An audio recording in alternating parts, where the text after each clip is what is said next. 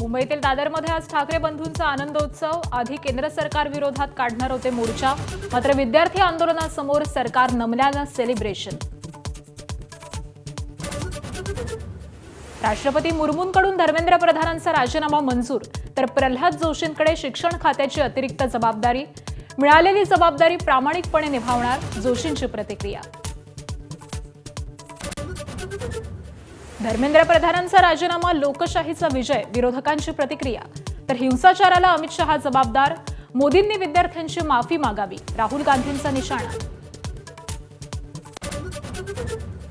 36 दिवसांनंतर दिल्लीतील जंतर मंतर परिसर रिकामा, मंच आणि बॅरिगेड्स हटवले, पोलिसही परतले। आंदोलक परतल्यानंतर एलडीएमसीकडून साफसफाई।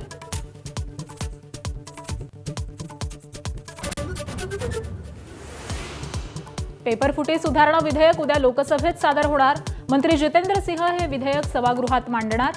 नवीन विधेयकात 10 वर्षांच्या तुरुंगवासाची आणि 10 कोटी रुपयांच्या दंडाची तरतूद।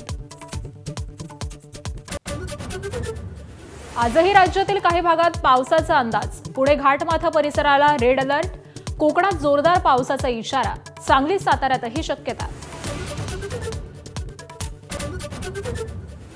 आज भारत विरुद्ध झिम्बाब्वे यांच्यात तिसरी T20 सामना। काल दुसऱ्या सामन्यामध्ये टीम इंडियाचा 90 धावांनी विजय। 3 सामन्यांच्या मालिकेत 2-0 अशी आघाडी।